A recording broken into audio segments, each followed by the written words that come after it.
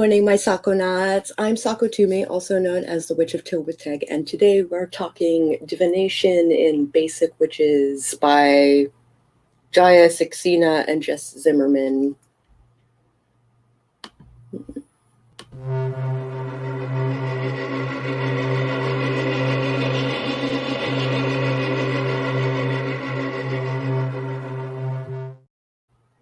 All right. Woot! Hi, Jace. Long time no see, lol. Lol. I shall wait for a few minutes for people to realize I am live.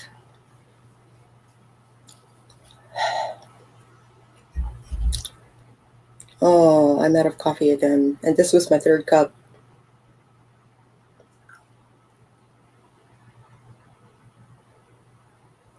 Hello, peoples who are watching. Pop up in the chat so I can say hello to you.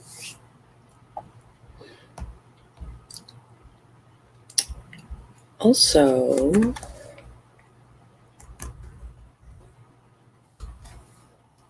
I'm gonna do a thing.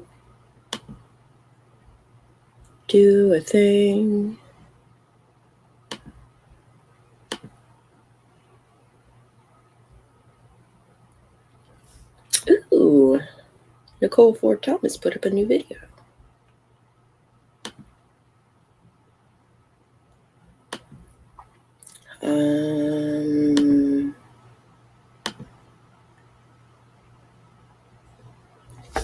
Load.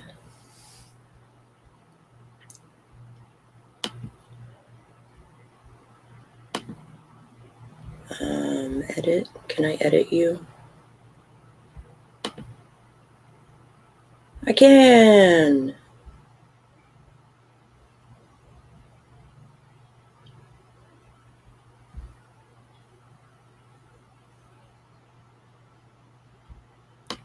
It's like, you've never used this before, ever. Here's a tutorial for all the things.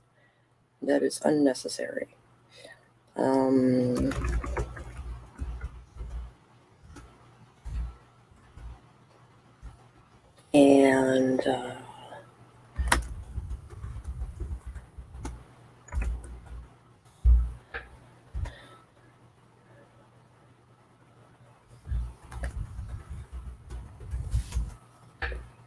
There. That'll be fine. Okay.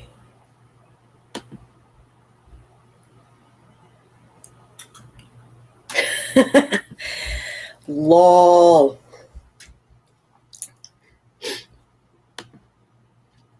Morning, Raven. So good to see you. Nice to see you over here. Yay.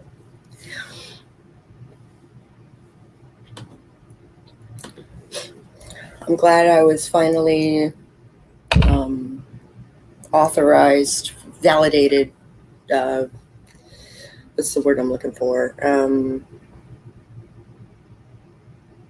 think it took them 3 days to validate my account, which is fine, so that I could stream and such. Fire in the background. Yay.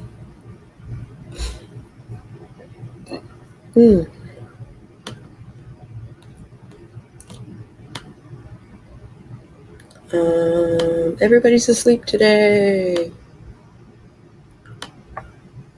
Everybody's asleep. Good morning, Spence. Yes, verified, not validated, verified. Thank you. Good morning, Spence. So good to see you here. I'm gonna start reading things because we're 5 minutes in. All right. The Alchemy of Failure, How to Create Golden Opportunities. All right, I read the first page. Here we go. The first step in defeating failure is embracing your unruliness and recognizing that operating outside the norm is kind of your thing. You don't have to accept the lead weight of your fear as an immovable burden. You can refashion it into something more precious and helpful. By using your fear of failure, or even actual failure, as an ingredient in a bigger magical work, you can apply a little alchemy and transmute your setback into success. Here are a few ways to make it happen. Ingredient: dropping the ball on an obligation, task, or deadline. Feeling called out right now. Use for a centering spell. Consider the situation that led you to forget your responsibility. Did you have too much on your plate? Did you lack a good way of keeping track of tasks? Was the thing you were asked to do beyond your abilities in some way? And do you need to learn to delegate? See this failure as a way to evaluate your organizational and support systems and seek out more help or structure where needed. Ingredient: failing to get something, a job, a grant, entry to an educational program you worked hard for. Use for a scrying spell. Identifying what exactly about this opportunity appealed to you can refine your vision for the future or isolate a specific single wish you can fulfill in other ways. Once, when Jess was turned down for a job, she realized that she was upset less about the gig and more because it was close to home, which would have enabled her to get a dog. So she just got a dog. Ingredient: trying to learn a new skill and kind of sucking at it. Well, you gotta suck at it to get better at it, right? You gotta suck first. It's kind of a thing. A mind melding spell. Seek out examples of others who have enthusiastically messed something up. Videos of cats trying to jump onto things and missing. Collections of Pinterest fails. Music that's bad on purpose. Try the Portsmouth Sinfonia or Smith College's Crapapella, a capella group, which is the ne plus ultra of gleeful failure. Or the YouTube videos of Simone Gertz, a robotics enthusiast whose creations just flail and flop around. Once you've observed one of these particularly joyful failures, try to sink into that same feeling. What if, instead of beating yourself up for not immediately performing to a high standards, you were just enjoying the hell out of this new activity? Ingredient: embarrassing yourself in public. Use for a strengthening spell. Yeah, suck first. Sako 2021. You gotta suck before you get good at something. It's just part of the process. More often than not, the horror of making a fool of yourself is way worse in the abstract. Once it happens, you realize you can handle it. Check in with yourself. Do you still have all the best qualities? Check in with your friends. Do they still like you? Chances are all is well. You faced embarrassment and came through with your self-concept and relationships intact. You tested your mettle and survived. Hang on to the knowledge of this strength for next time. Flail and flop around seems like the appropriate title for my life story. Yeah. I'm sorry, hon. How to read tea leaves. We've got little pictures of various cups with goofy. All right. Let's see. Tossiography, I always say it wrong, is the time-honored art of reading tea leaves or coffee grounds to see the future. Many cultures believe that by brewing and drinking a cup of loose-leaf tea, swirling the dregs, and turning the cup upside down, the leaves will form a specific shape that you can interpret to see what lies ahead. There are tons of possible interpretations, but here are a few to get you started. The star. Good luck and fortune await. The heart. You will find love or friendship. The sword. You will have an argument. The door or arch. A new opportunity will arise. Omerito tadaima. Thank you for coming, Tani. The flower. You will receive praise. The owl. Things are not what they seem. Leonardo's Last Supper. Your cup is too big. The cow. You will see a cow. Clump of leaves. You just had some tea. You're gonna die. This one could mean anything. Just you're gonna die. All right, a spell for embracing failure. This spell lets you practice being confused and clumsy and still fall in love with whatever happens. Scritchy, scritchy, scritchy, scritchy, scritchy. What you'll need is a blindfold, a pen, a piece of paper, colored pencils, crayons, or other art supplies. When you try something unfamiliar, it stands to reason you won't do a perfect job. You're unclear exactly how it works, you haven't practiced, and you don't know the tricks or the rules.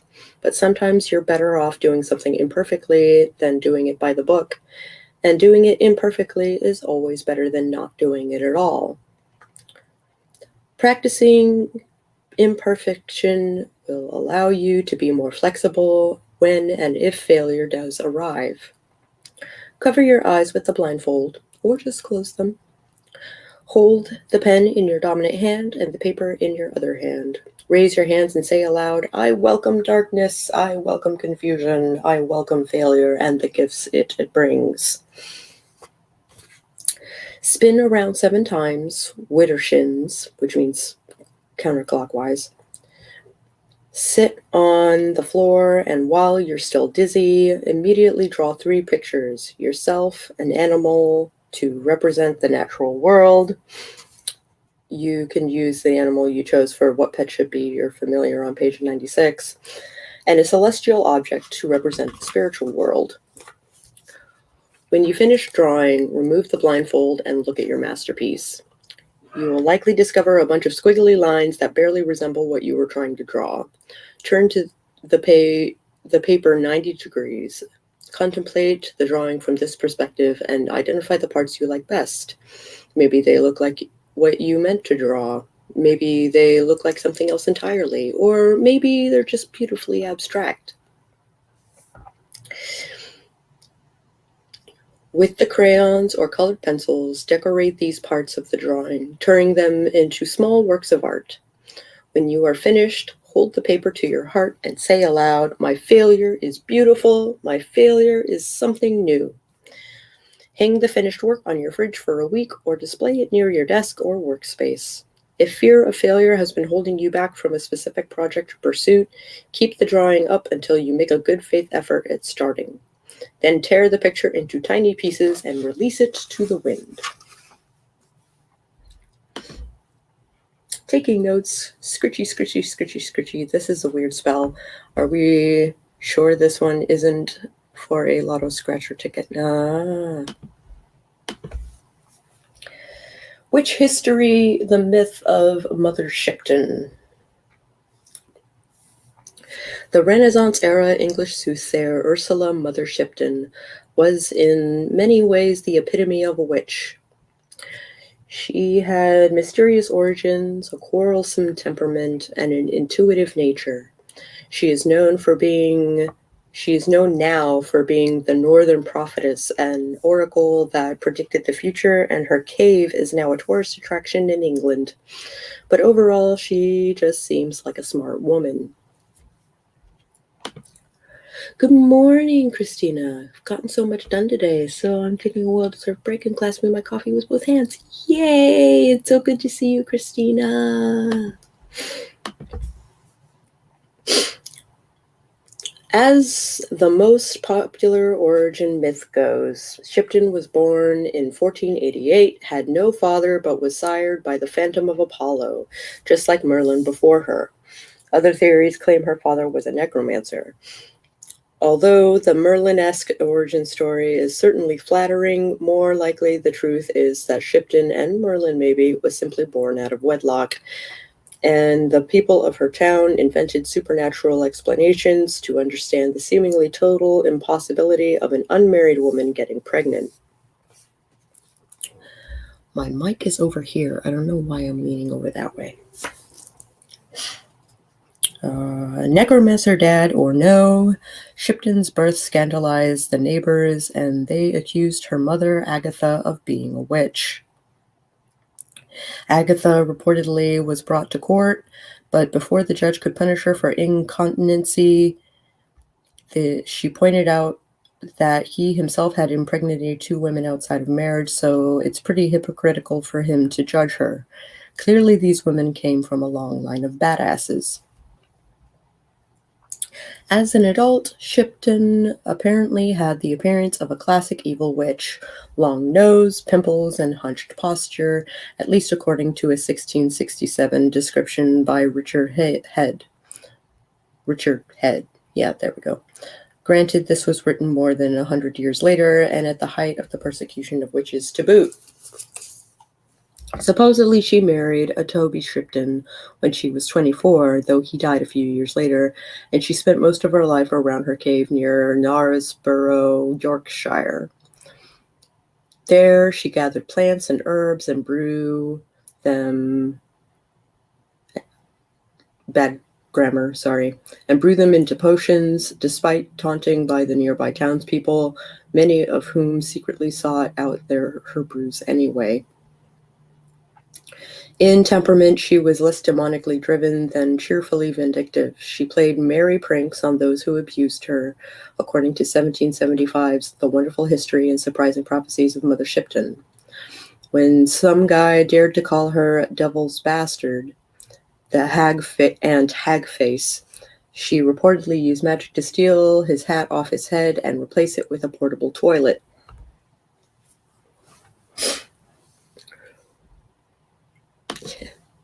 I know, right? Shipton is best known for being a soothsayer. She predicted the futures of those around her and the world at large, seemingly to anyone who would listen. She is credited with predictions about about everything from train travel to the telegraph to the dissolution of the Catholic Church. Though she was a contemporary of Nostradamus, she never attained the fame of the renowned male seer. Give you one guess why, but her visions were recorded by others. I know, right? Except those visions were all made up. Her prophecies were published centuries after her death, and some authors even admitted that they faked them and attributed them all to her. So why choose to credit this woman? Perhaps the soothsayer myth was based somewhat in truth, with the written accounts made so long after her death. We'll never know what she did or didn't say. Or perhaps Mother Shipton had a reputation for being particularly intuitive. Women have long been relegated to the role of observer rather than actor, and when all your energy is put into observation, you can't help but notice things. An ugly woman born out of wedlock would certainly have been on the sidelines of early modern English society. Plus, there was this whole living in a cave thing. So Shipton probably had a lot of time to think, take notice, and perhaps become an insightful student of human nature. Whatever Mother Shipton was like when alive, her myth has only grown stronger as the years pass. Today she is hailed as a mystic, a prophet, and a sorceress, but she was also a woman who lived a hard life and who maybe understood just a little bit more about other human beings than they were able to perceive themselves. Often that's all a witch is, and all we need to claim the title ourselves. Maybe we all get the cool cave monuments we deserve. Why are people taking new predictions over mine? Because the penis is more effective a divination tool than a vulva. Why? Because it points at the future. Yeah, no shit. That is like, as of like the 1800s, there are many like old stodgy mages that basically don't believe that women are capable of magic.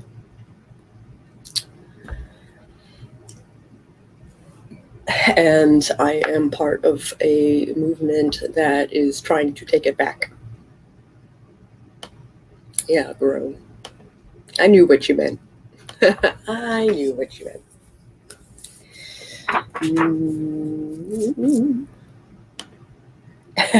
What if they have a band? Going east. Let's see, navigating flawed visions, what to do when predictions go awry. You may not have visions of the future like Phoebe from Charmed, but we all have some amount of power to predict what will happen.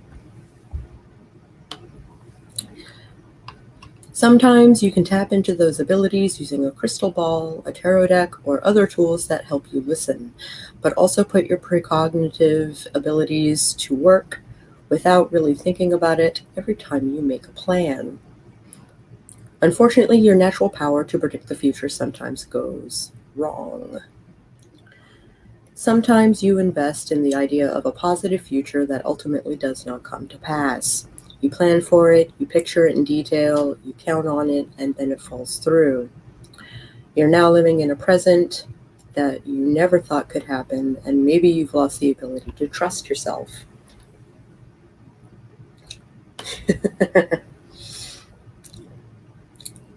Time is a river. It's going to have bends in it. Oh, I'm sorry you're not feeling so hot, Raven. I'm glad you're here trying anyway.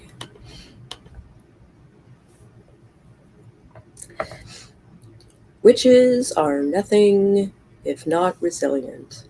When you've shocked into a future you never envisioned, conjuring your strength and resolve can seem impossible. And platitudes like stay strong or don't worry offer little help, because if you knew how to stay strong, presumably you'd be doing it already. How can you tap into your strengths at a moment when you feel bewildered and weak? Oh, itchy, itchy, itchy, itchy, itchy. Assess what went wrong. When the future is unfolding in ways you didn't expect, return to your tools to figure out what happened. Mastery of clairvoyance requires unbiased assessment of the information you're receiving, which for most people is incredibly difficult. A little retrospective examination can help hone your intuition. Ask yourself, were you pushing your interpretation toward what you wanted to happen? Were you ignoring red flags that pointed to reality?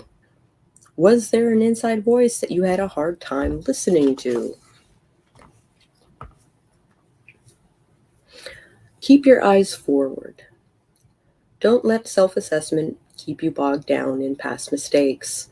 Remember, magic is made of small acts that build into lasting change. The past may be done, but the future is not fixed. In times of crisis, return to small things that make you feel capable and competent to help you focus. Then use that focus to take action toward determining the future you want. Tap into your power. What makes you feel powerful? Lighting some incense and meditating? convening with your coven to make plans for action, cooking for others to make your community feel safe and loved. Whatever it is, now's the time to do it. It may not feel like much in the face of your scary new future, and it won't immediately transform things into a happier circumstance. But hopefully it will help you reclaim your power in a time of helplessness and show the world that you still have some control. An opposite scenario can happen too. You're so convinced that a future plan will result in disaster that you never start trying to make it. Oh my God, feeling called out. Holy crap. Hi, Katerina. Glad you could make it.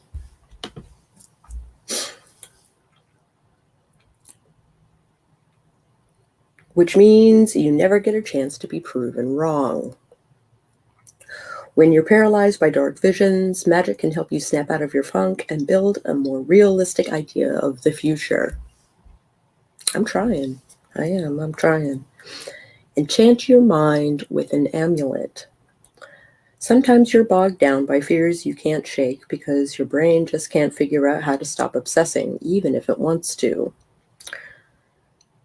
Give it an excuse to calm down by using a magic amulet of strength and protection. This could be a piece of jewelry or a watch or a pin you wear every day, but the amulet may be effective if you hunt for a new one that feels just right. For more, see page 44. Every time you wear it or notice its weight around your neck or finger, let its presence draw your mind out of the nebulousness of the future and back into the certainty of the present. Focus on what you can change. It's easy to feel defeated by big worries on the horizon, but you'll be better equipped to cope with the winds of fate if you have control over your broom. Why is this chapter a checklist of my failures? What did I do to this author or / authors? How did they find the transcript of my life? This is definitely going to be a talk about planning for the future. Absolutely. Think small. What can you do to make the future more approachable? You don't have to solve everything right now, but you can help bolster yourself by attacking small, manageable problems. Even a task as insignificant as opening a document or addressing an envelope can banish a bit of fear. Tell a tale. Witches are creatures of folklore, so if you're stuck on one dire vision of the future, try tapping into the profound power of storytelling. Spin a yarn about the worst thing that could happen, then one about the best possible outcome, and finally a bunch of stories about various options in between. What might you do in each situation, and how does that change the ending? If the worst truly came to pass, what concrete steps could you take to improve the situation? Envisioning specifics will help you feel more prepared and calm you down.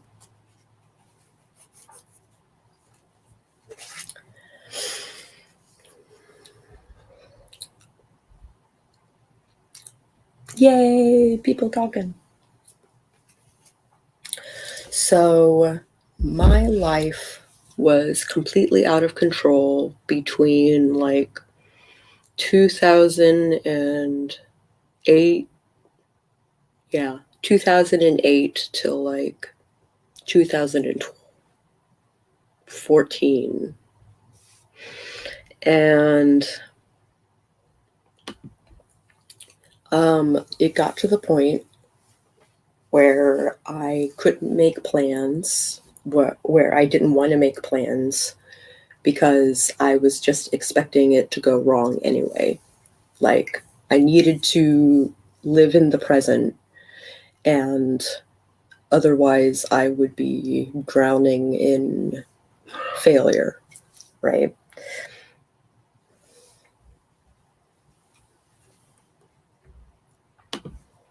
That was the description of cognitive behavioral therapy. What was? Being present of mind. Yeah. So in 2007, 2008, my ex-fiance was still treating me like we were getting married. And he had broken up with me. Technically, I left him, but he had left me long before I left him. Hi, Jenny. Glad you could make it. We were going to go to Norway, live in Oslo, and we were going to have babies and settle down and all of that stuff. And then we broke up. So I had no idea what I was going to do. Then I lost my apartment. Then I lost my dream job as a creative director. And then I lost my apartment and I had to move back to this house. Except there wasn't room for me to move back to this house. So I basically couch surfed for another 7 years. And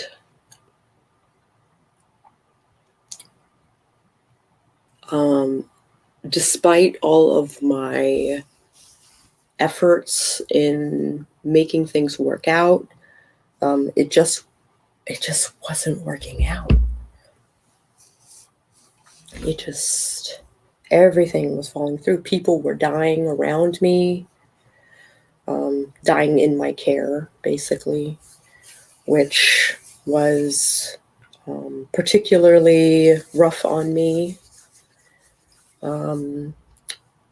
Especially people that I was particularly close to. And I had to figure out what life was going to be like without them.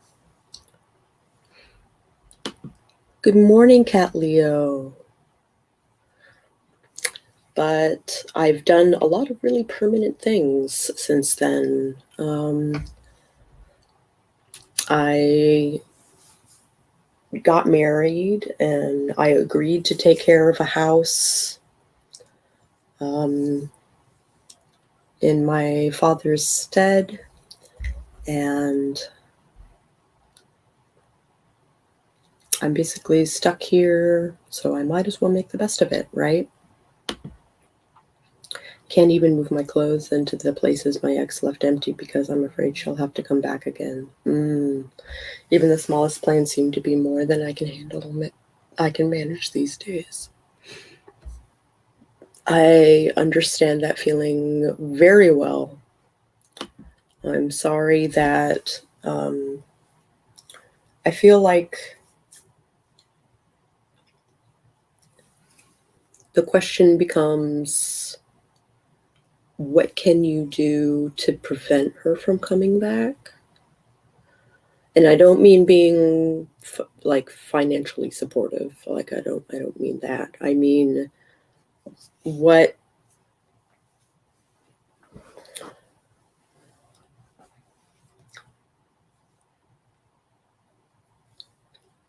can you do for her that is supportive, that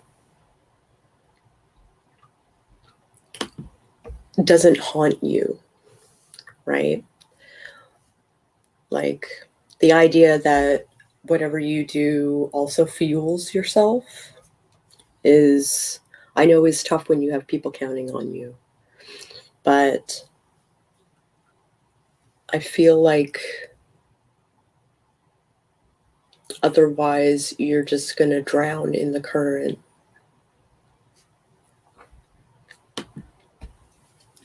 And I was drowning in the current for many years.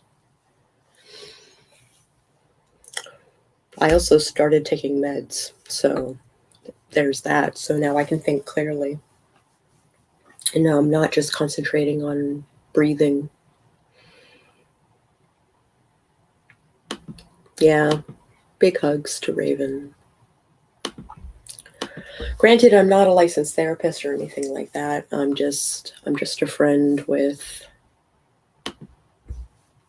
small boundaries you can install that will benefit both. Exactly. Financially supportive is what I'm already doing, and that's about the limit I have left to give. If you...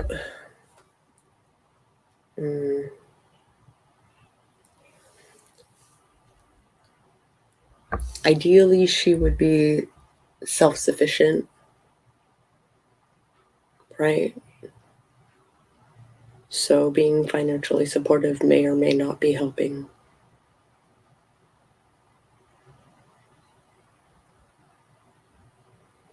I think I understand your tapping into your genealogy to look for spirituality.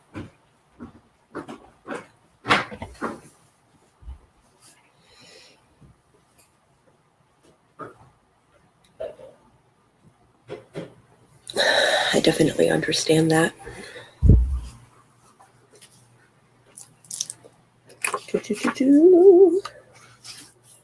Getting to the end of the chapter.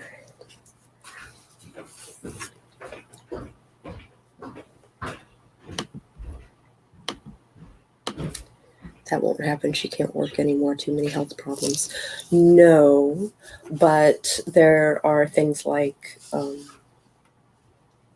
there are several programs that can probably help her. She's also considered too healthy to get social SSI or more disability from the VA.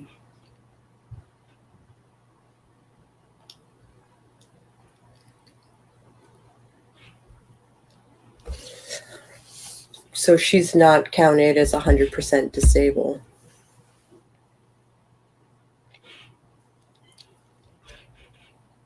Whatever you're comfortable with, my friend. You know, we don't have to dig deeper if you don't want to.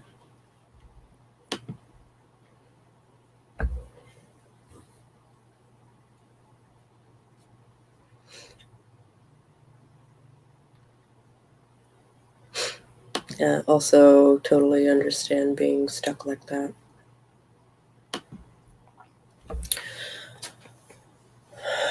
I have done everything in my power to make things better than they were. They don't have to be perfect. And I would have to say I'm pretty close to perfect right now. The only thing that's killing me is my debt. That's the only thing that's getting me down.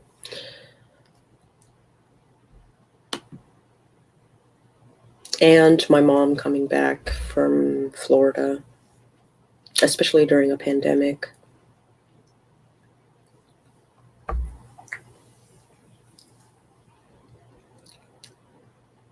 She needs to just stay in Florida is what she needs to do. I don't want to hijack the morning read to air my dirty laundry. Oh, okay. I mean, not that it doesn't need airing. I just don't want to do it in this. I don't think this is the venue.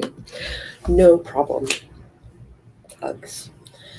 If you feel like talking it out, you know where to find me. It doesn't have to be a public forum. Well, on that note, here is a spell to keep going.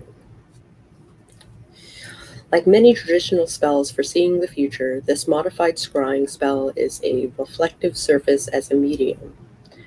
You can use any small handheld object that reflects light, even the screen of your cell phone.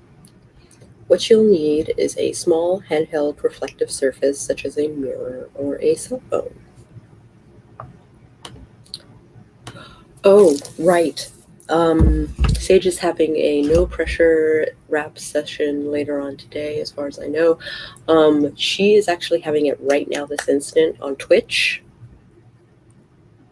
If you are looking for more support, oh no, that is at 10 at night, right? 10 at night, our time.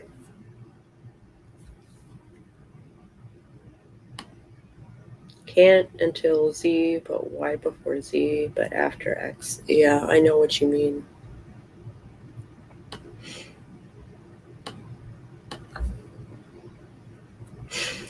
Spence is talking math at us. Math tongues.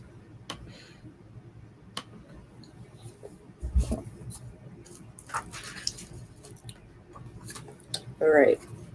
Traditional witches and sorcerers might tell the future or scry by peering into a body of water, a bowl of ink, or you guessed it, a crystal ball. But you can use anything you have on hand. We all have times when the future seems overwhelmingly difficult, meaningless, or fraught with peril. These are times to call on your coven, to care for yourself and the people you love. But there are also times when magic can remind you that all is never lost. Some, maybe, lots even, but not all. Even when you can't choose your future, you can choose how you react to it, dread or anticipation, galvanization or despair. When fear and anxiety keep you from clearly seeing what needs to be done and what's on the horizon, this spell will help you focus. While standing, stare at your reflection in the reflective surface and let your eyes relax until your vision blurs. Say aloud, "The future is dark, the future holds fright. Show me my solid ground, show me my light." Continue looking at your reflection and relaxing your eyes, imagining that you are looking at a dense cloud or fog bank. This is your anxiety and despair clouding your vision. Think of one single, simple, concrete action you can take to help things go right, or at least less wrong. It should be simple. Instead of apply for jobs, think send one cover letter. Instead of pack up the apartment, think put my dishes in a box. Look down, moving your scrying surface with your gaze so that it stays in front of your eyes. Picture a cairn of rocks jutting up through the fog. This is your simple concrete action, your solid ground. Next, think of one thing, however small, that you are looking forward to. It can be soon or far off, big or small. A vacation, a movie with a friend, this Sunday's crossword puzzle, your afternoon snack. Look up, moving the scrying surface with your gaze so that it stays in front of your eyes. Picture a star burning through the fog. This is your light, your reminder that the future holds at least one promise.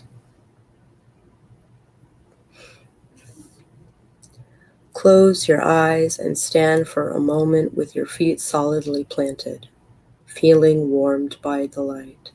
The spell is done, but you can repeat it any time you are feeling overwhelmed.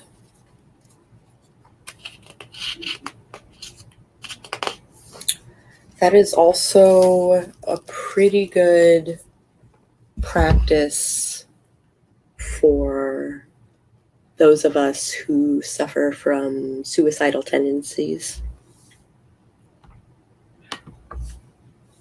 Oh, here we go.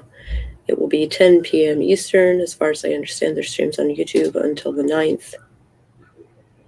They will be switching to Streach for streams besides fanfics and chill. Yep. I have not watched the video yet, but I did talk to them yesterday. Math tongues, the worst kind of tongues. Hard to tell if it's the divine or the infernal when the person acting as the consult starts flinging words, algebraic word problems with wanton abandon. I'm imagining someone flicking their tongue like a lizard and math coming out. My work here is complete. Lizard people are real. So if I do not find 800, like help numbers to be helpful,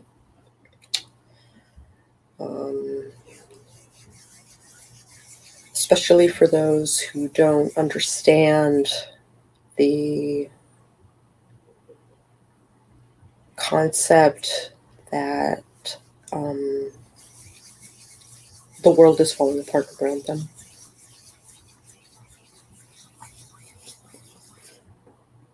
And that is not by any choice of your own. It is simply by bad karma. Wanton abandon. That is some heavy abandon.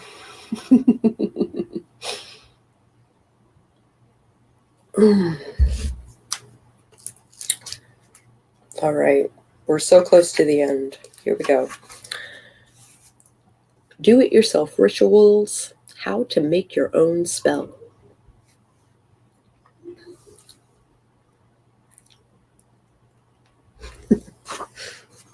As we've mentioned, predicting the future is an imprecise art. You can't anticipate everything, and even with lots of precaution and probing of what's to come, there will always be outcomes you didn't plan for. For this reason, no one book could ever contain every spell you'll ever need. Luckily, our kind of witchcraft is adaptable.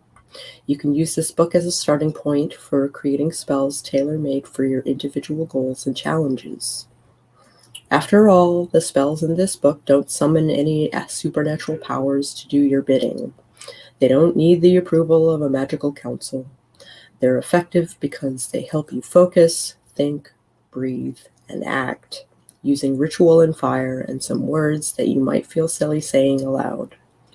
A spell you make yourself will work just as well, and in some cases better, to give you clarity.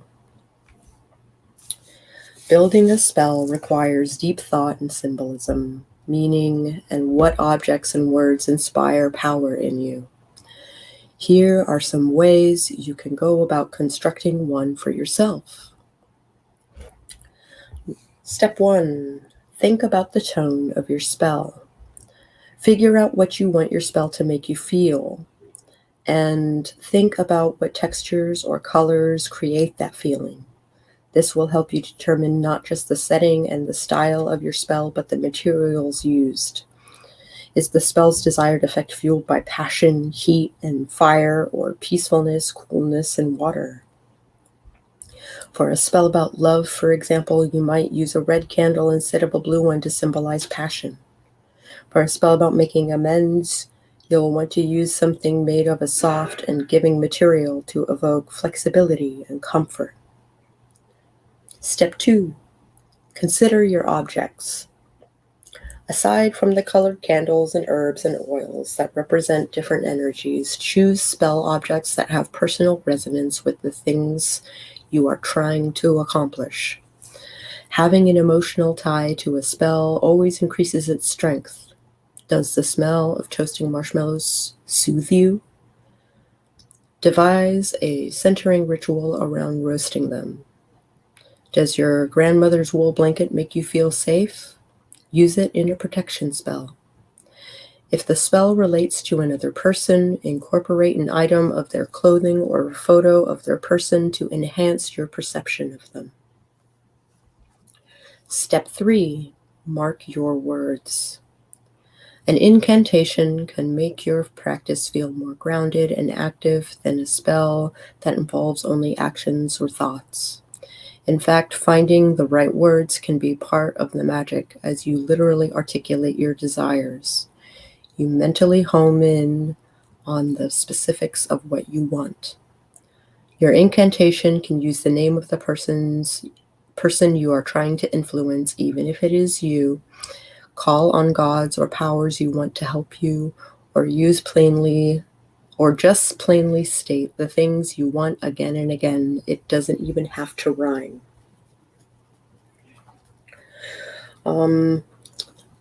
The only time I use incantations is when I'm doing invocations. I have one for Hecate and I have one for Kirnun. Step 4. Create a beginning, middle, and end. Think of a spell as a workout. Start with a warm-up, setting up your tools like lighting your candles, pouring water, arranging things, etc. And taking a moment to set your intentions and feel comfortable in your space.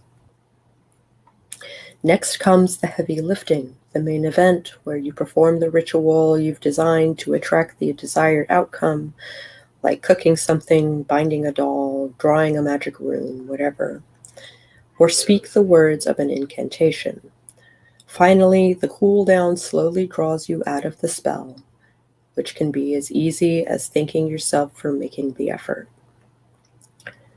Number 5, mean it. A spell doesn't have to be a major production with incense and crystals and hundreds of steps. It can be, if that's what makes you feel, let me try that again. It can be if that's what makes it feel real to you.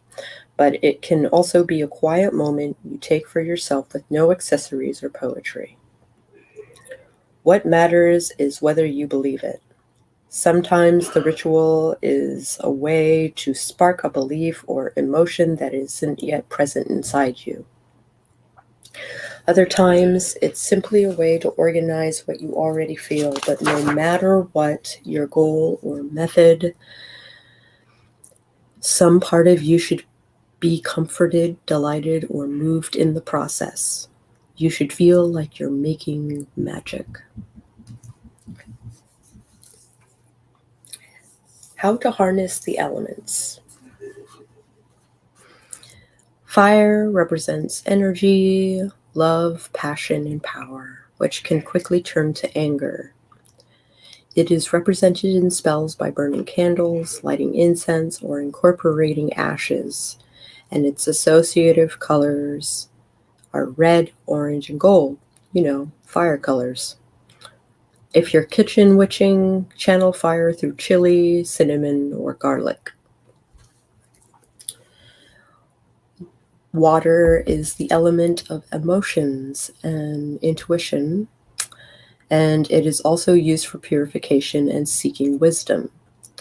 You can utilize it in making spells by drinking it, submerging other objects in it, or washing yourselves in it.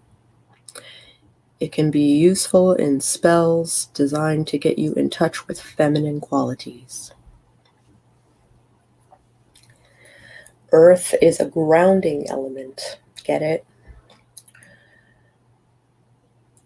That represents stability and calm, as well as abundance, strength, and growth. Using stones, dirt, wood, and herbs in spells are all ways to incorporate earth, as well as earthy colors like green and brown. Crystals are also a good choice to incorporate in earth-based spells. Air is the element of the mind and of freedom. It is used in spells for intelligence, psychic powers, or any kind of release and relaxation. Because air is more difficult to harness than earth or water, many witches invoke its power with a wand. Air can also work in tandem with fire through the act of blowing out incense or candles. Its associated season is spring, the time of new beginnings and new life.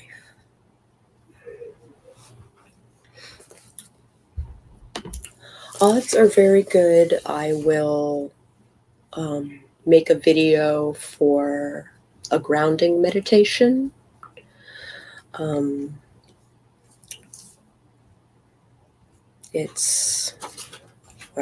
I have one page left.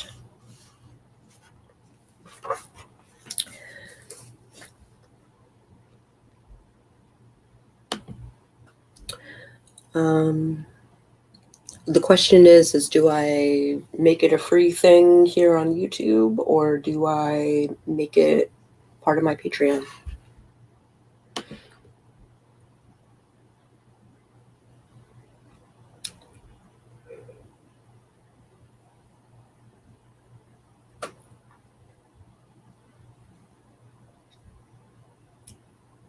So maybe it's MSG that you have an allergy to. Ginger and cinnamon and Earl Grey is good for grounding. It is. A spell for new endeavors. If something is tough to start or will be tough to continue, or both, it's worth taking a moment and perhaps casting a spell to mark your new endeavor. What you'll need is a small yellow candle, butter knife, a fire-making thing, be it matches or a lighter, a phone or a music player, and a cushion or a comfortable chair. As a culture, we already have a lot of rituals to mark the launch of something momentous and new. Exchanging rings, moving the tassel on your mortarboard, breaking a bottle of champagne over the prow of a ship. But what about smaller personal efforts? Sometimes we might need a ritual like this one for putting in a load of laundry, starting that work project, or even getting out of bed in the morning. Cue up 3 songs on your phone or music player. 1 soothing song, 1 mid-tempo song, and 1 energizing song. Make sure you'll be able to skip easily from one to the next. You'll want to use a smaller candle, like a birthday or a Hanukkah candle, for this ritual, since a votive candle burns too slowly. Using the butter knife or a toothpick, make 3 marks on the candle. Use a 1/4 inch to a 1/2 inch down from the top. Using 1/4 inch, let me try this again. Make 3 marks on the candle. 1 1/4 inch to a 1/2 inch down from the top. 1 1/4 inch to a 1/2 inch down from that. And the third, another 1/4 inch to a 1/2 down from that. Start playing the soothing song and sit in a comfortable place with the candle in front of you. Light the candle and say aloud, "Ready." Watch the candle burn and think about the history of your new endeavor. How did you get to this point? How have you prepared yourself? When the candle burns down to your first mark, stand up or move in a way that uses an increasing level of energy, changing to the mid-tempo song, and say aloud, "Set." Remaining standing and keeping watching the candle. Let me try that again. Remain standing and keep watching the candle. Envision the first steps of your new endeavor. How will you begin? When the candle burns down to your second mark, change to the energizing song and say aloud, "Go." Start moving. You can decide how much effort you want to use, whether this is dancing or running in place or just wiggling your arms. Picture yourself succeeding in your new endeavor. What will success look like? What are your goals? When the candle burns to your third mark, blow it out. You're ready. Go.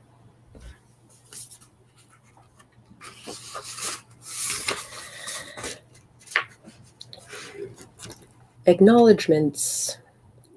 We would like to extend our warmest thanks to editorial sorceress Blair Thornburg for her textual wizardry, to our agent Kate McKean for representing us and for having the idea in the first place, to our amazing illustrator Camille Chu for making us want to be every woman she drew in the book, to designers Andy Reid and Molly Murphy for bringing all of this to life, but not in a necromancy way, to Nicole DeJacmo and the publicity team at Quirk for their commitment, to our partners, Matt and Justin, for unconditional support and cute butts, to the Snails for being our coven of cheerleaders, to the lovely Hannah Georges for her help about hair, to Enchantments on E. Ninth for the candles we burned in our We're Gonna Write a Book ritual, which totally worked because magic is real, and to our familiars Huxley, Dot, and Ophelia, who is very important. About the authors. Jaya Saxena is a staff writer at Elle.com. Her work has appeared in many outlets, including The New Yorker, The Daily Dot, The Toast, BuzzFeed, Eater, and more. Jess Zimmerman is a contributing editor at The Establishment. Her writing has been published in The Guardian, The New Republic, Atlas Obscura, Hazlitt, The Hairpin, The Toaster, Eater, Aeon, and others. About the illustrator.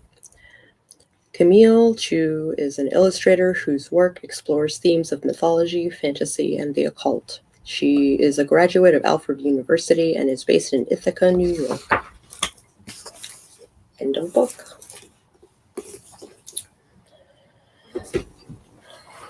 I know it is past 11. Next time we are going to break into the House Witch. If you liked this video at any point, I do encourage you to hit the like button. If you would like to see what's up with this House Witch book and also hang out with me in the future, subscribe and maybe even ring that bell in the off chance that YouTube will notify you, and I will catch you guys on the flip